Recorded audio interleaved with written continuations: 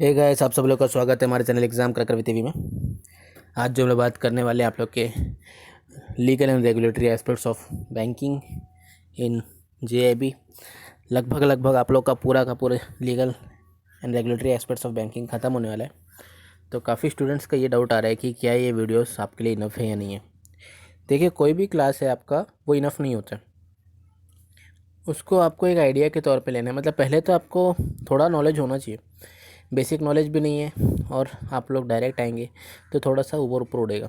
आप लोग ने एग्ज़ाम क्लियर किया है बैंक का, आईबीपीएस क्लर्क क्लियर किया है, आईबीपीएस पीओ क्लियर किया है, कुछ भी क्लियर किया हो तो अगर क्लियर किया है तो कुछ ना कुछ पढ़े होंगे। एनईएफटी क्या होता है, आरटीजीएस क्या होती है, तो आप लोग डेली में आप लोग करते ही हैं, है ना। ऑपरेशंस आप लोग देखते ही हैं। और अगर आप लोग पीओ हैं ये तो आप लोग असिस्टेंट, आप लोग सारे क्रेडिट से रिलेटेड और एडवांस से रिलेटेड काम करते ही हैं, तो आप लोग के लिए तो बहुत इजी हो जाएगा। लेकिन जो क्लर्क्स हैं उनके लिए थोड़ा सा डिफ़िकल्ट है, क्योंकि उनको प्रैक्टिकल एक्सपीरियंस ज़ीरो है। कुछ को होता है, कुछ को जो है वो क्लर्क में रहते हुए भी आपका ऑफिसर का काम करते हैं, उनके लिए तो हो जाएगा।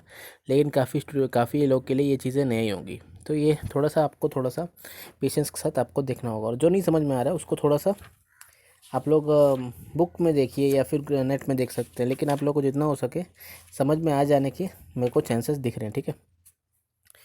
तो ये आप लोग का चैप्टर नंबर कंपनीज लॉ का, companies law 1956 which has change into companies law 2013। ये आप लोग का अमेंडमेंट हुआ 2013 में, तो आप लोग का कंपनीज लॉ 1956 चेंज हो गया कंपनीज लॉ 2013 में, ठीक है। तो याद रखिएगा ये दोनों डेट बहुत इंपॉर्टेंट है। 1956 कंपनीज लॉ चेंज हो गया आप लोग का 2013 में। कुछ ज़्यादा चेंज नहीं है, थोड़ा चेंजेस है। जैसे एक कंपनी क्या होता है, चैप्टर नंबर आप लोगों को मैं बता दूं, चैप्टर नंबर 55 से 55, 56, 57 तीन चैप्टर इस वीडियो में कंप्लीट होंगे। 55, 56, 57, ठीक है।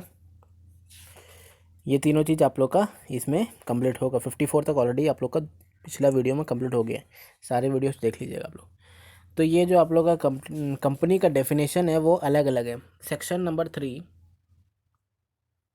ऑफ कंपनीज लॉ 1956 में आपका कंपनी का डेफिनेशन दिया है, कंपनी क्या होती है क्या नहीं होती है सब कुछ। और section number 2 of companies law 2013, companies act 2013 में सेक्शन नंबर 2 में दिया है कंपनीज क्या होती है, एंड सेक्शन नंबर 3 ऑफ 1956 में कंपनीज का डेफिनेशन दिया हुआ है, ठीक है। सबसे पहली बात तो आप लोग को ये पता होना चाहिए। अब एक चीज़ आप लोग का आता है कि अभी हम लोग ने पार्टनरशिप फर्म पढ़ा है इससे पहले और कंपनीज पढ़ा है।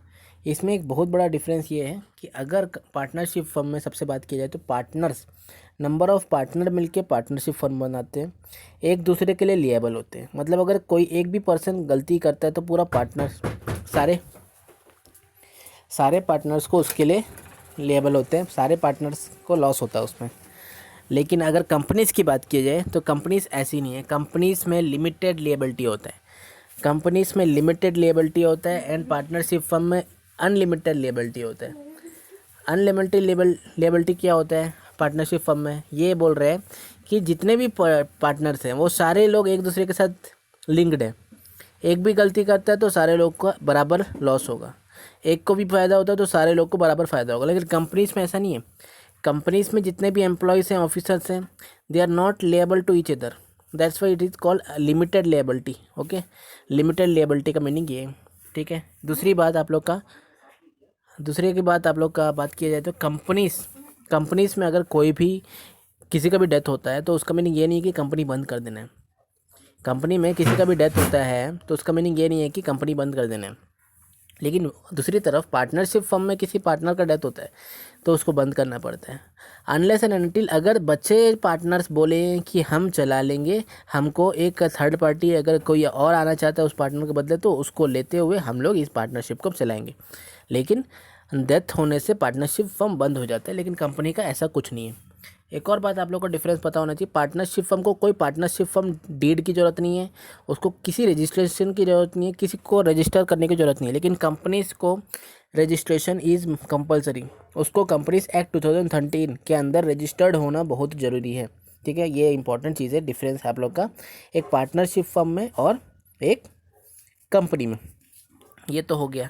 एक और डिफरेंस आप लोग का होता है कि कंपनी जो है वो परपेचुअल होती है। परपेचुअल मतलब क्या होता है, अनलिमिटेड टाइम तक, उसमें कोई प्रॉब्लम नहीं है, उसमें वो कभी डिजॉल्व होने का उसका कोई सवाल नहीं उठता है, ठीक है। लेकिन आपका एक पार्टनरशिप फर्म है वो आप लोग का परपेचुअल नहीं होता है, ठीक है, परपेचुअल नहीं होता है। मतलब आप लोग का परपेचुअल नहीं होने का मतलब वो कभी भी आप लोग का डिसॉल्व हो सकता है। जैसे कि फिक्स्ड एक पार्टनरशिप फर्म, मैंने अभी इससे पहले बताया था, एक फिक्स टाइप का पार्टनरशिप फर्म होता है जिसमें एक फिक्स टाइम के बाद पार्टनरशिप फर्म खत्म हो जाता है। एक विल टाइप का पार्टनरशिप फर्म होता है जिसमें एक विल हम अगर नोटिस दे के उस पार्टनरशिप फर्म को बंद कर सकते हैं, लेकिन कंपनीज में ऐसा कुछ नहीं है, ठीक है। ये सारी चीज़ें हैं जो कि आपको पता होना चाहिए।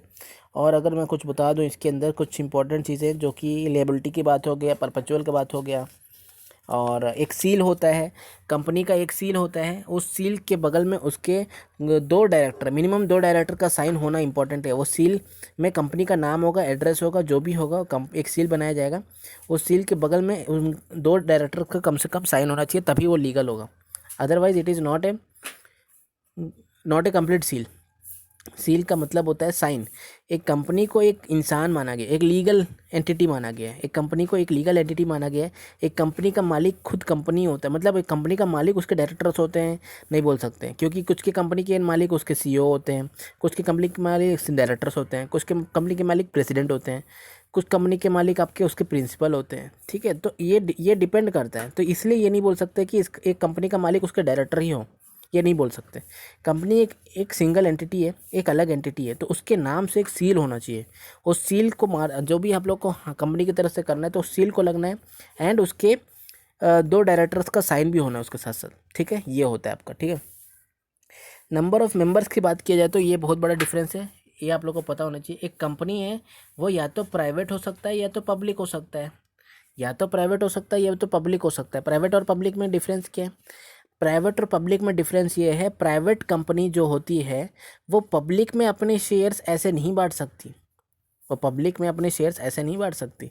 लेकिन आपका जो पब्लिक कंपनी है वो पब्लिक में शेयर्स बांट सकती है। उसका प्रोस्पेक्टस जो होता है, प्रोस्पेक्टस आप लोग का एक चैप्टर होता है जिसमें आप लोग को उसमें ये कंपनी के शेयर्स एंड डिटेल्स एंड सब कुछ लिखा रहता है। तो प्रोस्पेक्टस जो है पब्लिक में सिर्फ पब्लिक कंपनी डाल सकती है, लेकिन पब्लिक में प्राइवेट नहीं डाल सकती, ठीक है। प्राइवेट कंपनी की बात किया जाए तो प्राइवेट लिमिटेड होता है, उसमें लगा होता है प्राइवेट लिमिटेड, और ये पब्लिक में सिर्फ लिमिटेड लिखा रहता है, ठीक है, सिर्फ लिमिटेड लिखा होता है। और प्राइवेट में प्राइवेट लिमिटेड लिखा होता है। लेकिन कुछ प्राइवेट लिमिटेड में लिमिटेड इसलिए लिखा होता है क्योंकि वो कुछ इंपॉर्टेंट सेक्टर्स में काम करती है, इसलिए उसको प्राइवेट लिमिटेड से हटा के लिमिटेड लिखा जाता है, ठीक है। प्राइवेट कंपनीज में क्या होता है कि कम से कम 2 मेंबर्स होने हैं, कम से कम 2 मेंबर्स होने हैं, मैक्सिमम 200 मेंबर्स होने हैं। और पब्लिक कंपनी की बात किया जाए तो कम से कम 7 मेंबर होने हैं, maximum unlimited, there is no limit for the maximum number of public company, ठीक है, कोई लिमिट नहीं है, कम से कम 7, मैक्सिमम अनलिमिटेड। और इसमें प्राइवेट में मिनिमम 2, मैक्सिमम 200। ये है आप लोग का difference between public and private, ठीक है, पब्लिक एंड प्राइवेट। और उसके बाद मैनेजमेंट की बात किया जाए, मैनेजमेंट जो होता है आप लोग का, एक कंपनी के बोर्ड ऑफ डायरेक्टर जो हैं, कंपनी के बोर्ड ऑफ डायरेक्टर जो हैं वो उसको मैनेज करते हैं, बोर्ड ऑफ डायरेक्टर्स। लेकिन पार्टनरशिप फर्म को मैनेज कौन करता है? उसके खुद के पार्टनर्स जो हैं वही उसको मैनेज करते हैं, ठीक है। ये एक आप लोग का डिफरेंस होता है। लिएबिलिटी का डिफरेंस पता है आप लोग को, unlimited liability is for partnership firm, limited liability is for companies. और डेथ का मैंने बता दिया। और एक एजेंट्स का याद रखिएगा, पार्टनरशिप फर्म में पार्टनर्स जो होते हैं वो एजेंट होते हैं पार्टनरशिप फर्म के, लेकिन कंपनी के एम्प्लॉयज़ कंपनी के एजेंट नहीं होते हैं, ठीक है, ये याद रखिएगा। अब हम लोग डायरेक्ट क्वेश्चंस पे आ जाते हैं जो कि मैकमिलन में दिया हुआ है। मैकमिलन में आप लोग का जो क्वेश्चन दिया हुआ है उसमें आ जाते हैं।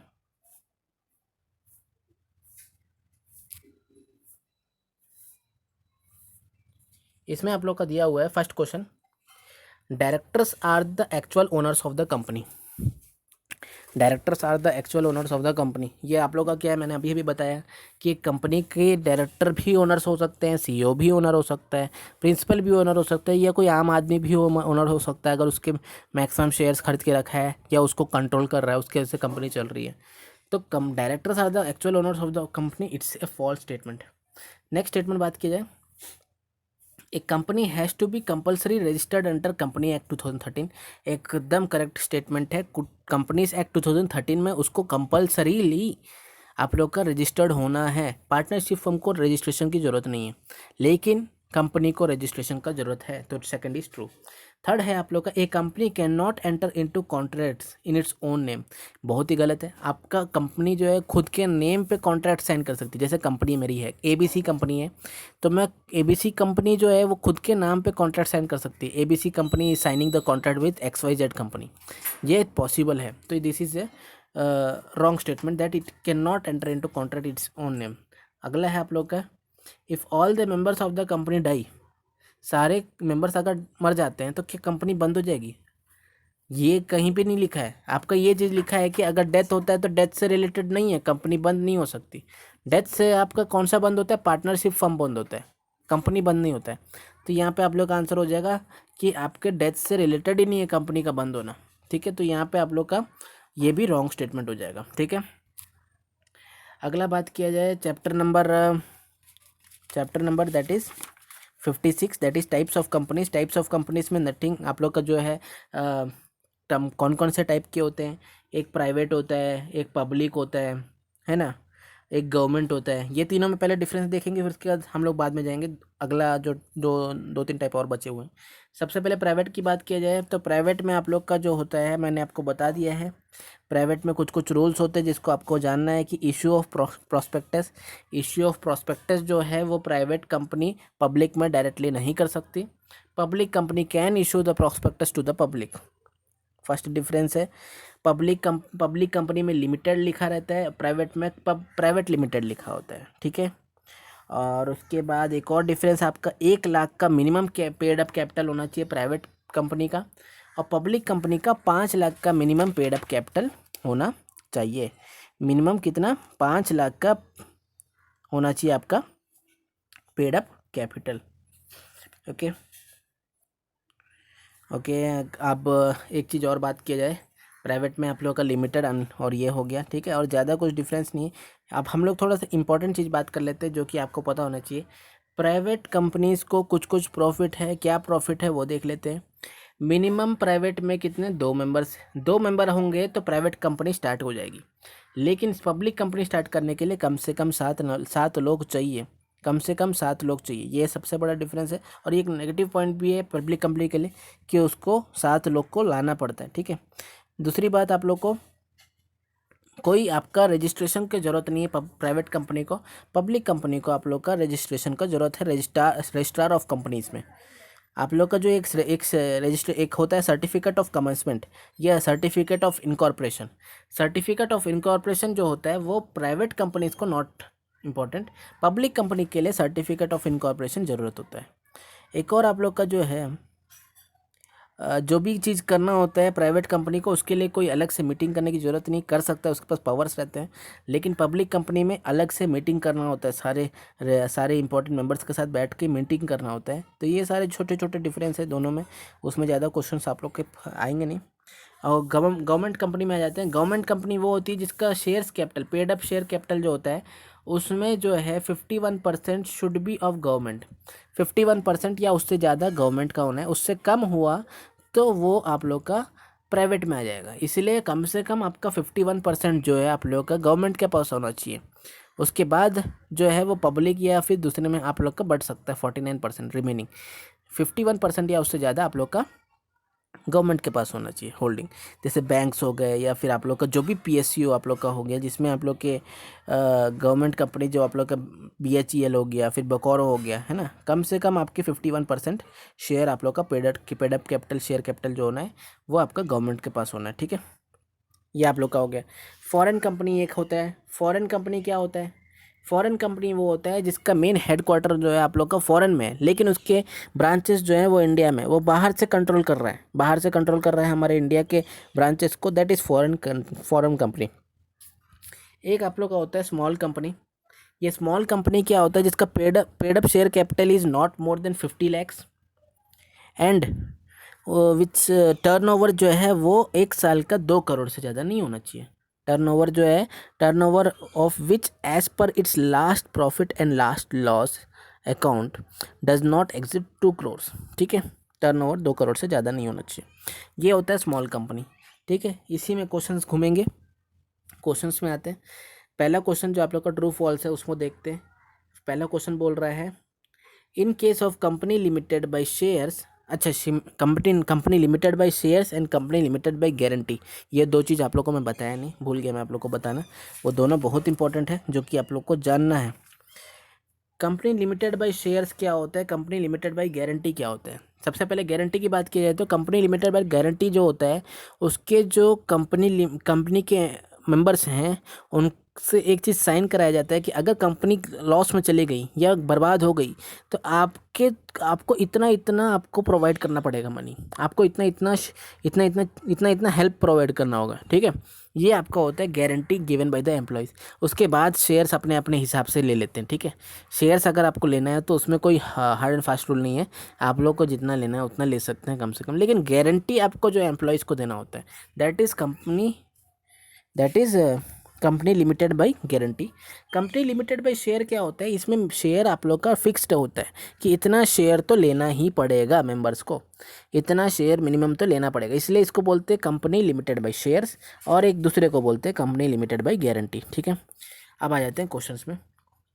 क्वेश्चंस पहले लिखा है आप लोग का in case the company limited by shares the creditors of the company can recover the money from the members if the company is not making profit. क्या लगता है ये सही होगा कि गलत होगा? क्या बोल रहा है इसमें, अगर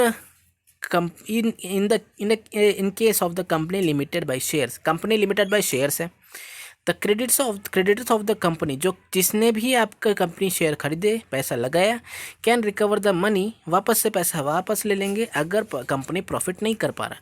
ये बिल्कुल गलत स्टेटमेंट है। अगर कंपनी लिमिटेड बाय शेयर है, कंपनी लिमिटेड बाय शेयर है, उन्होंने शेयर खरीद लिया, कंपनी प्रॉफिट नहीं कर रही तो पैसा वापस लेना नहीं हो पाएगा, तो ये आप लोग का गलत हो जाएगा। ठीक है, कैन रिकवर गलत चीज़ है, तो ये फॉल्स स्टेटमेंट है। नेक्स्ट आप लोग का बात किया जाए, ए member can not transfer shares in the public company without the consent of other members.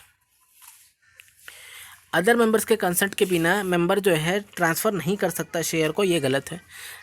बिना दूसरे मेंबर्स का कंसेंट जरूरत नहीं है। सबसे पहली बात मैं आप लोग को बता दूं, पार्टनरशिप फर्म में पार्टनर्स ये आर इम्पोर्टेंट। आपने जो भी करना है पार्टनर्स के परमिशन से करना है। अगर शेयर्स को ट्रांसफ़र करना है, शेयर्स खरीदना है या कंपनी का फर्म्स के नाम से कुछ करना है, कुछ भी करना है डील, तो पार्टनर्स का कंसेंट इंपॉर्टेंट है। यहाँ पे कंपनीज में कोई कंसेंट का ज़रूरत नहीं है, तो सेकंड भी गलत है। अगला बात करते हैं filling the blank. The minimum number of members required in private company is 2। Next है the minimum numbers of members that is required in public company is 7। Next है आप लोग का the maximum number of members in the private company, आप लोग जानते हैं 200 है इसका आंसर। अगला है the maximum number of members in the public company is unlimited, any number. Next A private company should have minimum paid up capital 1 lakh मैंने बताया, पब्लिक कंपनी का 5 लाख बताया है ना। और in a government company the government holds at least how much percent, that is 51% of the share capital, paid up capital. अगला chapter है, छोटा सा chapter, that is MOA and AOA। ये छोटा चैप्टर लेकिन बहुत इंपॉर्टेंट चैप्टर है। ये MOA क्या होता है और AOA क्या होता है। MOA is nothing but memorandum of association और AOA is nothing but that is articles of association. Memorandum of association में क्या होता है, ऑब्जेक्टिव, कंपनी करना क्या चाहती है, उसका एम क्या है, उसका ऑब्जेक्टिव क्या है, उसका उद्देश्य क्या है, that is written in memorandum of association. In article of association ये लिखा रहता है कि इसमें क्या मेंबर्स है, कौन इसको कंट्रोल कर रहा है, किसने कितना कितना शेयर्स खरीदा है, क्या किस किस का भूमिका क्या क्या है एंड ऑल, मतलब इंटरनल चीज़ें। अब आपको इससे समझ में आ गया होगा कि कौन इंपॉर्टेंट है। Important is objective, that is memorandum of association important है। क्वेश्चन आपका एक ही आप लोग का मैकमिलन में दिया हुआ है, उसका आंसर यहाँ से मिल जाएगा। क्वेश्चन आप लोग का दिया हुआ है in case of conflict between MOA and AOA कौन इंपॉर्टेंट हो जाएगा, दैट इज MOA इंपॉर्टेंट हो जाएगा। क्वेश्चन में बोला है AOA इंपॉर्टेंट है, तो ये क्या हो जाएगा, फॉल्स स्टेटमेंट हो जाएगा। आप लोग का important that is MOA, memorandum of association. इसमें कुछ डिफरेंस और आप लोग को पता होना चाहिए। मेमोरेंडम ऑफ एसोसिएशन को रेक्टिफाई नहीं किया जा सकता, बट आर्टिकल ऑफ एसोसिएशन को रेक्टिफाई किया जा सकता है। मतलब अगर मेमोरेंडम ऑफ एसोसिएशन में लिखा है कि ऑब्जेक्टिव आपका दूध बेचना है तो दूध ही बेचेगा वो कंपनी, वो बिस्किट नहीं बेच सकता। लेकिन आर्टिकल ऑफ एसोसिएशन में कुछ लिख दिया है कि कुछ ये बोर्ड मेंबर्स हैं, ये वो हैं, तो उसको बीच में बोर्ड मीटिंग रखा के आर्टिकल ऑफ एसोसिएशन को चेंज कर सकते हैं। ठीक है। और मेमोरेंडम ऑफ एसोसिएशन में आप लोग का नाम लिखा होता है, रजिस्ट्रेशन हुआ है, रजिस्ट्रेशन जिस कंपनी से हुआ है उस कंपनी कहाँ पे है वो सब कुछ आप लोग का एड्रेस वेड्रेस लिखा रहता है। ऑब्जेक्टिव क्या है वो लिखा रहता है। लिएबिलिटी किस किस का कितना कितना लिएबिलिटी है वो लिखा होता है ना। कैपिटल क्लॉज ये सब लिखा होता है। और आर्टिकल ऑफ एसोसिएशन में अंदर के बोर्ड मेंबर्स के बारे में दिया होता है, ज़्यादा कुछ उसमें पूछेगा नहीं। मेन आपका जानने का ये है मेमोरेंडम ऑफ एसोसिएशन में ऑब्जेक्टिव्स इंपॉर्टेंट है, ऑब्जेक्टिव लिखा रहता है, कंपनी का ऑब्जेक्टिव क्या है, एम क्या है। आर्टिकल ऑफ एसोसिएशन में इंटरनल चीज़ें लिखी होती है कि कंपनी के अंदर क्या चल रहा है। ठीक है, ये दोनों चीज़ आप लोग के इंपॉर्टेंट हो जाते हैं, उन दोनों के डिफरेंस इंपॉर्टेंट हो जाता है। और कंपनी लॉ बोर्ड होता है, एक कंपनी लॉ बोर्ड होता है, उसमें आप लोग का ये लिखा है कि कंपनी लॉ बोर्ड का कोई अप्रूवल का ज़रूरत नहीं है for article of association. Company law board का अप्रूवल का ज़रूरत नहीं है for article of association, but company law board का अप्रूवल का ज़रूरत है आप लोग का मेमोरेंडम ऑफ एसोसिएशन को। कुछ भी अगर आप लोग को अल्टर करना है तो कंपनी लॉ बोर्ड का परमिशन चाहिए, लेकिन आर्टिकल ऑफ एसोसिएशन के लिए कंपनी लॉ बोर्ड का परमिशन नहीं चाहिए। ये आप लोग का है डिफरेंस एक बहुत बड़ा। ठीक है।